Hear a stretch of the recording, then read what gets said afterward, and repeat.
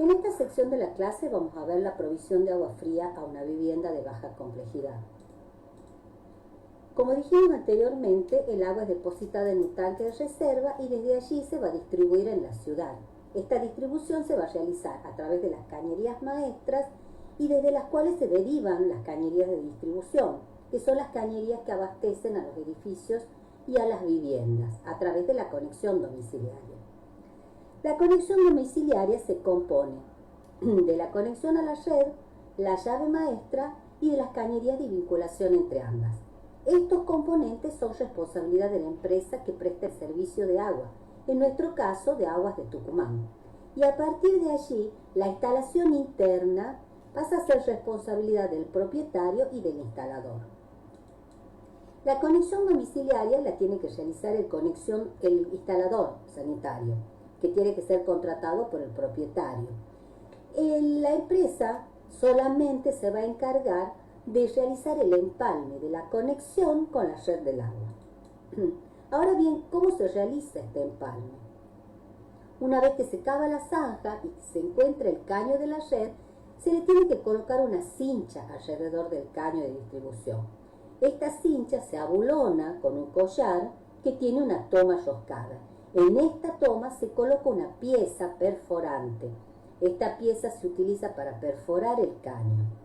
La perforación se constata cuando empieza a salir agua por el grifo de la prueba. En esta instancia se va a proceder a realizar la conexión de la cañería a través de la colocación de una férula. Esta férula se llama férula de conexión. Esta férula es una pieza de bronce que cuenta con una válvula suelta que cae por su propio peso y que se levanta permitiendo el paso del agua en un solo sentido, desde la red hacia el edificio. Pero en el caso que por algún motivo se produzca una inversión del sentido del agua, la válvula se va a sentar y no va a permitir el paso del agua. Por lo tanto, actúa como una válvula de retención que protege a la red de posibles contaminaciones que podrían producirse en el caso de que el agua venga desde los predios hacia la red. A partir de allí, la cañería de conexión va a unir la férula con la llave maestra, que se encuentra en la vereda. Esta llave maestra también tiene una válvula suelta que actúa impidiendo el cambio del sentido del agua. Pero también tiene un vástago que posibilita que al presionar sobre la válvula se impida el paso del agua. Esto es una pieza que la va a poder accionar la empresa que presta el servicio y por lo general lo va a realizar en el caso que necesite cortar el servicio en alguna propiedad. En algunos sectores de nuestra ciudad además se cuenta con el medidor de agua, el cual se coloca después de la llave maestra y justamente tiene la finalidad de medir el consumo de agua en una determinada propiedad. Bueno, pasemos ahora a ver cómo es el trazado de la instalación en la vivienda y cuáles son sus componentes. Aquí vemos la planta que antes hemos analizado, en donde encontramos nucleados los locales húmedos, la cocina, el baño y el lavadero.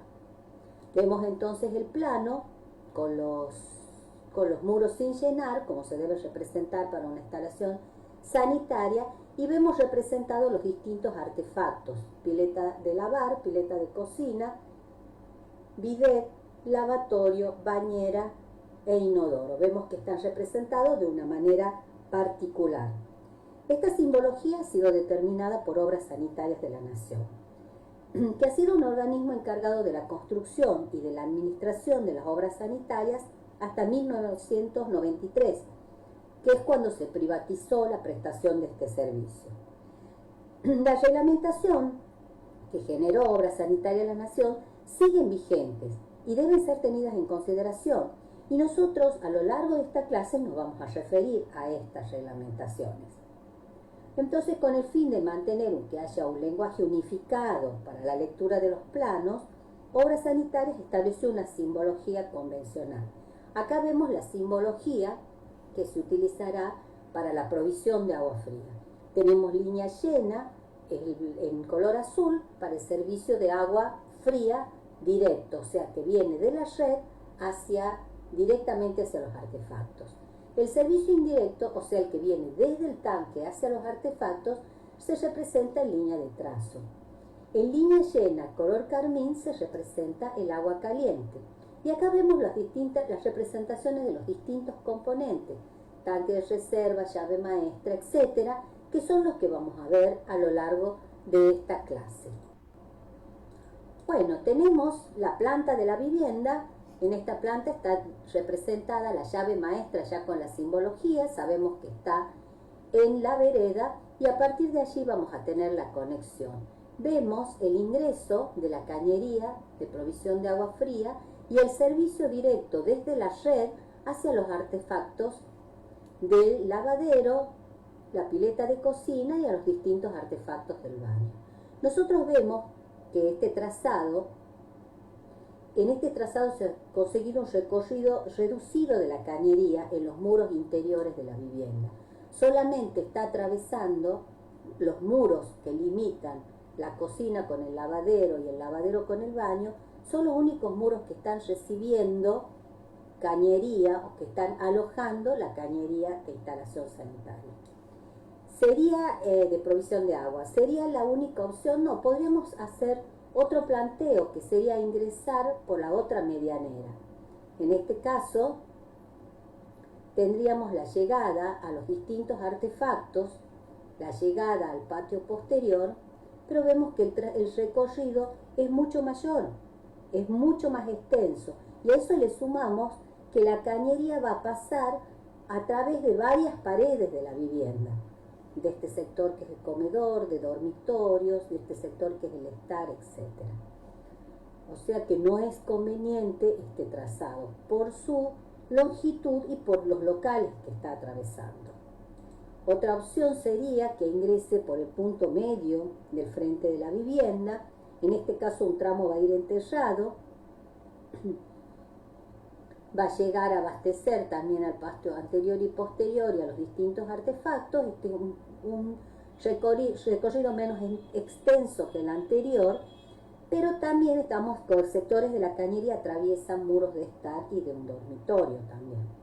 O sea que podemos decir que la primera opción sería la más conveniente para el aprovisionamiento a esta vivienda. Bueno, podemos ir analizando entonces cada uno de los componentes de esta instalación. Por un lado, tenemos el primer componente que se encuentra una vez que ingresa la cañería, es la llave de paso. Luego tenemos las canillas de servicio, que son las canillas que abastecen de agua al patio posterior y anterior de la vivienda, del frente de la vivienda. Y luego tenemos la provisión a los distintos artefactos. Cada uno de estos los vamos a ir viendo a lo largo de la clase. Empecemos con la llave de paso. La llave de paso es una llave que también tiene una válvula o un diafragma suelto que va a permitir el paso del agua en una sola dirección. O sea, que también actúa como una válvula de retención que va a impedir el retroceso del agua desde la vivienda hacia la red. Pero por otro lado, esta válvula, esta llave tiene un vástago y tiene un volante que va a permitirlo accionar para cerrar el agua y para cortar el suministro de agua por voluntad propia. Sobre todo se lo usa en el caso de necesitar reparar la instalación. Las normas establecen que la llave de paso tiene que estar a una altura aproximada de 40 centímetros con respecto al nivel del suelo y siempre tiene que estar colocada en posición vertical, justamente para garantizar que funcione esta válvula de retención. También establece que no tiene que estar a más de 1 metro de distancia con respecto a la línea municipal. En caso de que no pueda estar colocada en el interior, se lo puede colocar sobre la línea municipal, pero dentro de una caja con llave. Solo en algunos casos excepcionales, como por ejemplo en el que mostramos donde hay una escalera, se puede permitir una distancia máxima de 2,5 metros con respecto a la línea municipal. Y si también tenemos en el frente un jardín y la cañería está entrando enterrada a la casa, como la llave de paso no puede estar enterrada, hay que colocar un poste y colocarla a 40 centímetros sobre el nivel del piso. específicamente va a haber que construir un elemento para colocarla a la llave de paso a 40 centímetros.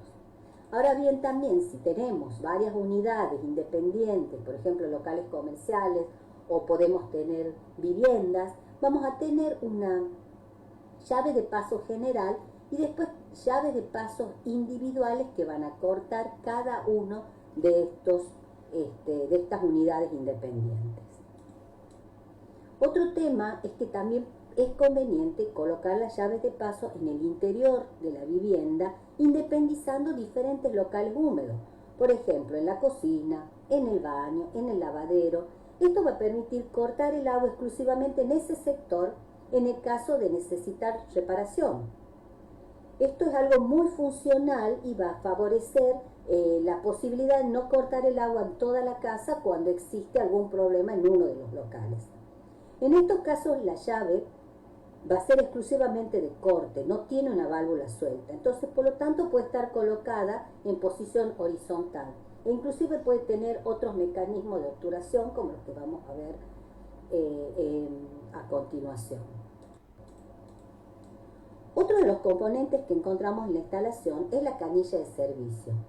Esta canilla se coloca por lo general en los espacios exteriores, van a servir para abastecer, ya sea para el agua de riego o para la limpieza, en los patios y los espacios exteriores. En este caso se colocó en el patio del frente, en el jardín del frente y en el del posterior de la vivienda.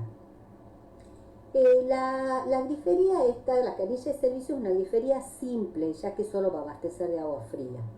Cuenta con un cuerpo principal, en donde se va a encontrar el mecanismo por un lado de accionamiento y por otro lado el mecanismo de obturación. Los mecanismos de obturación para este tipo de canillas pueden ser de dos tipos. Pueden ser de compresión o de cuarto de vuelta.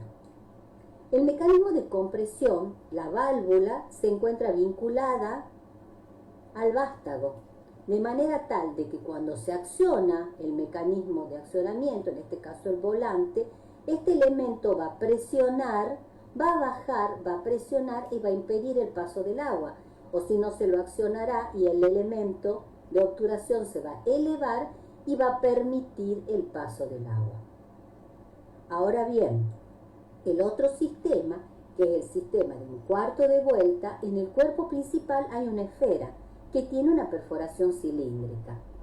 Cuando hacemos girar el vástago en un cuarto de vuelta, se gira la esfera, entonces los extremos del cilindro van a coincidir con los de la grifería. Entonces en ese caso vamos a dejar pasar la totalidad del agua. Ahora, si nosotros giramos levemente esa esfera, esto se va a ubicar, el cilindro se va a ubicar en posiciones intermedias y va a permitir el paso parcial del agua. Podemos observar en esta grifería que el mecanismo de accionamiento es como una palanca, es diferente al mecanismo de accionamiento del mecanismo por compresión. Y podemos observar que estas griferías vienen de distintos materiales, de bronce, de PVC, de aleación de zinc, entre otros. Pasemos ahora a ver las canillas que van a surtir a los artefactos del interior, que son la pileta de cocina, la pileta de lavar y el lavabo. Estas son las canillas surtidoras. Estas canillas van a abastecer de agua fría y de agua caliente a los artefactos y suelen tener como mecanismo de obturación ya sea el mecanismo de compresión, que es el que vimos anteriormente, o sea que se gira el volante, la válvula baja, comprime y cierra el paso del agua, o puede tener el sistema de doble disco cerámico, que es un sistema que cuenta con dos discos cerámicos perforados, uno sobre el otro. El disco superior es móvil y gira sobre el otro cuando se acciona el volante. Si estos discos coinciden totalmente, el agua no va a poder pasar, ¿sí? Ahora, si no coinciden, si coinciden parcialmente, se va a dejar pasar más o menos cantidad de agua. Este sistema también se denomina monocomando y es un sistema mucho más efectivo y durable que el sistema de compresión. Finalmente están las griferías para las duchas, las bañeras y el bidet. Estas griferías suelen tener mecanismos de accionamiento y obturación un poco más complejos que las anteriores. Son similares, pero más complejos, porque suelen tener más que una salida de agua y también porque hay una mayor distancia entre la salida del agua y el mecanismo de accionamiento de las mismas.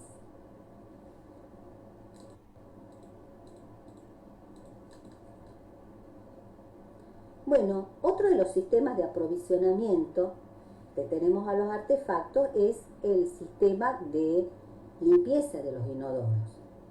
Estos son sistemas que tienen que brindar una descarga de agua con cantidad y con la presión suficiente para lograr el arrastre del efluente y la limpieza del artefacto. Uno de los sistemas son los depósitos de agua para inodoros. Estos depósitos pueden ser embutidos, son los que van colocados dentro de la pared, o pueden ser de tipo mochila. Estos están a la vista y van a formar parte del inodoro. Ya sea embutidos o a la vista, estos artefactos son pequeños tanques que tienen en su base una válvula que va a obstruir el paso del agua, pero cuando se acciona el botón o la palanca, esa válvula se eleva y permite la descarga de la totalidad del agua que hay dentro del artefacto, dentro del depósito. A su vez, en el ingreso del agua también hay una válvula aflotante, en donde se va a abrir y va a permitir el paso del agua cuando el flotante baja, porque no hay agua dentro del tanque. O si no, se va a cerrar cuando el flotante está arriba, cuando alcanzó el nivel de llenado suficiente.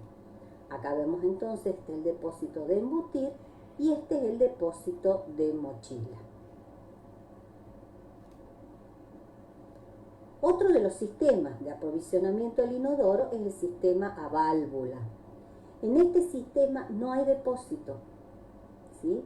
Directamente la válvula se conecta con la cañería que tiene que traer agua desde el tanque de reserva, porque tiene que venir agua con una presión suficiente como para producir la descarga de agua para la limpieza del artefacto. Entonces, en el caso de accionar una tecla o una palanca, se va a producir una descarga de toda el agua acumulada en la cañería. Entonces brinda agua en presión y cantidad suficiente para la limpieza. Para que nos aseguremos que funcione adecuadamente este sistema, el diámetro de esta cañería tiene que ser mayor al diámetro de las cañerías que abastecen a los otros artefactos. Es recomendable que esta cañería sea exclusiva para alimentar a cada uno de los, o sea, tener una cañería para cada uno de los inodoros que se alimentan.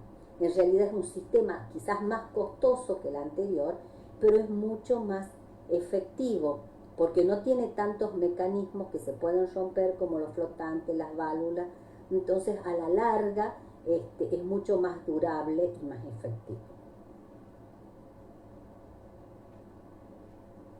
Tenemos finalmente el último componente, que es el tanque de reserva de agua. El tanque de reserva cumple una doble función.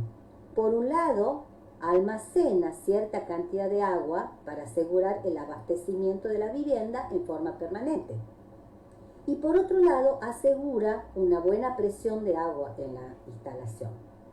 Las normas establecen que los artefactos que se encuentran a una altura inferior a los 5 metros con respecto al nivel de la calle se pueden abastecer directamente desde la red. O si no, es optativo alimentarlo desde el tanque de reserva. Pero en cambio, todos los artefactos que se encuentren sobre los 5 metros con respecto al nivel, será obligatorio alimentarlo desde el tanque de reserva. ¿Cómo son los tanques? Los tanques son depósitos que van a contar con una provisión de agua, una alimentación que viene por la parte superior. En esa parte superior hay una válvula flotante que va a permitir el llenado de acuerdo al nivel de agua que tenga el tanque. A su vez, esta cañería tiene una llave de paso que va a cortar el suministro en caso de que sea necesario. En el fondo, el tanque va a tener una pendiente del 10% hacia la salida del agua para evitar que se acumule suciedad. Esta salida, a su vez, va a tener una llave de paso en la cañería que va al consumo de las viviendas y va a tener una válvula de limpieza. A su vez, el tanque tiene que tener una tapa para permitir el acceso al mismo en el caso de necesitar limpiarla. O sea, que si uno necesita realizar la limpieza del tanque, se va a cerrar la llave de paso de ingreso y la llave de paso de salida, y se va a abrir la válvula de limpieza para vaciar el tanque, y a través de la tapa se va a poder acceder para su limpieza. Se puede construir en el lugar, pero por lo general en las viviendas se colocan tanques prefabricados, en donde los materiales más usuales son el plástico reforzado y el acero inoxidable. Estos son materiales que garantizan durabilidad a la vez de ser livianos y ser fáciles de manipular y de colocar, porque estos los colocamos muy arriba, entonces tienen que ser fáciles de llevar hasta esa altura. Los tanques fundamentalmente deben cumplir con las siguientes características. Tienen que ser impermeables, no deben dejar pasar el agua a través de sus paredes. Las paredes no deben desprender sustancias nocivas que puedan llegar a contaminar el agua que está contenida en el tanque. Deben ser herméticos, sobre todo en la tapa, no debe dejar pasar el agua o no debe dejar pasar suciedad, polvo o elementos que puedan haber, hojas de árboles que puedan llegar a contaminar el agua. Deben ser de fácil limpieza, deben tener superficies internas lisas y deben ser resistentes. A su vez, los tanques de reserva deben tener un caño de ventilación que asegure la entrada del aire cuando el agua es consumida. De esta manera se evita que se produzcan vacíos en el interior. Y a su vez permitir la salida del agua cuando entra agua, cuando se empieza a llenar el tanque. Entonces de esa manera se evita que se comprima el aire que hay en el interior del tanque. Veamos entonces cómo se resolvió el proyecto. Tenemos la ubicación del tanque de reserva, tenemos la provisión a los artefactos y observemos que el tanque de reserva se ha ubicado en la parte superior del lavadero. Entonces en esta planta, ¿qué se representa? En línea de trazo, en un círculo azul, en línea de trazo se representa el tanque en planta, el cual es aprovisionado por el agua que viene directamente desde la red, en línea llena azul, y se representa el flotante y la llave de paso que se encuentra en el suministro de agua. A su vez, en la bajada del tanque, este tanque va a abastecer exclusivamente al calefón.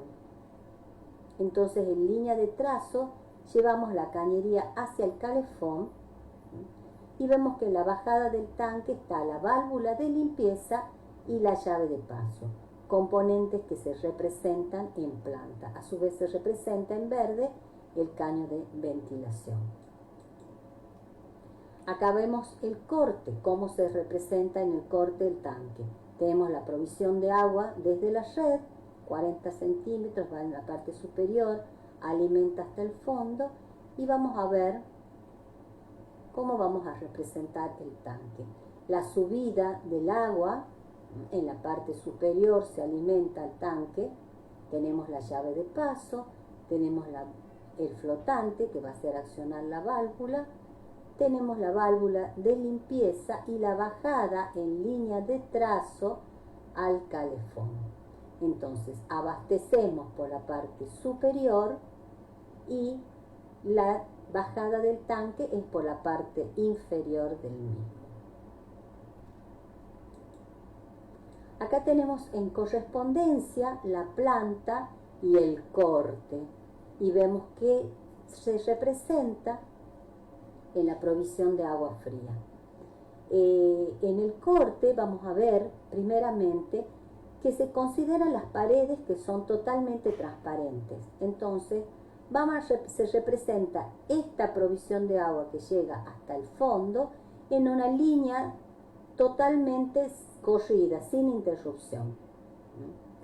Y en el corte se representa solamente el aprovisionamiento del tanque de reserva, la subida con todos sus componentes, la bajada con todos sus componentes ya en línea de trazo y la llegada hasta el calefón. Observen que en el corte no se representa el abastecimiento a los artefactos. Sí se representan las canillas de servicio, la llave de paso y la llave maestra. Ahora bien, en el caso de tener que realizar bombeo para abastecer el tanque de reserva, se debe colocar una cisterna en la planta baja y una bomba que se va a accionar cuando el nivel del agua del tanque elevado haya descendido. Esta bomba va a enviar agua con presión para llegar hasta el tanque de reserva y desde el tanque de reserva se va a abastecer a los distintos artefactos. Este tanque que se coloca en la planta baja o que puede ir también en el subsuelo tiene las mismas características del tanque elevado.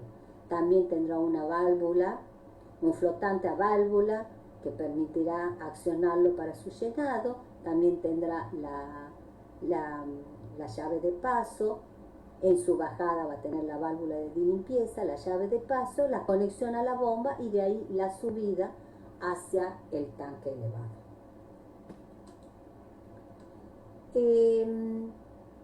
Nosotros vemos que es recomendado, ¿sí?, que para la provisión de agua directa, y si nosotros tenemos un volumen de reserva mínimo para una vivienda que está compuesta básicamente con un baño principal, un baño de servicio, un lavadero y una cocina, la capacidad mínima establecida diaria es de 850 litros para un tanque con servicio directo, o sea, para un tanque que se abastece directamente desde la red. ¿Sí? Finalmente podemos decir que hay unas ciertas restricciones reglamentarias sobre el tanque. Fundamentalmente nos indica la distancia a la que debe estar con respecto al eje medianero. No debe estar a menos de 60 centímetros del eje medianero. El tanque de reserva no se puede pegar a la medianera. Y por otro lado debe estar a 50 centímetros de la cubierta o del piso, tiene que estar elevado, justamente para poder acceder a la válvula de limpieza, a la llave de paso, a estos elementos que son los que van a permitir la limpieza del tanque. En estas imágenes vemos la instalación de un tanque, vemos acá la bajada, la salida del tanque, la instalación de la salida del tanque. Por un lado, vamos a ver acá, la válvula de limpieza, ¿sí? Esta es una llave esférica de media vuelta que va a permitir vaciarlo al tanque. Vemos la llave de paso, que es la llave que va a cortar el suministro a este colector, del cual derivan varias bajadas que van a ir a consumo o a abastecer a diferentes artefactos. Ahora, cada una de esas bajadas va a tener una llave específica. Y esas llaves fueron colocadas de modo tal, alternadas en sus alturas, de modo tal de no afectar el funcionamiento entre cada una de ellas.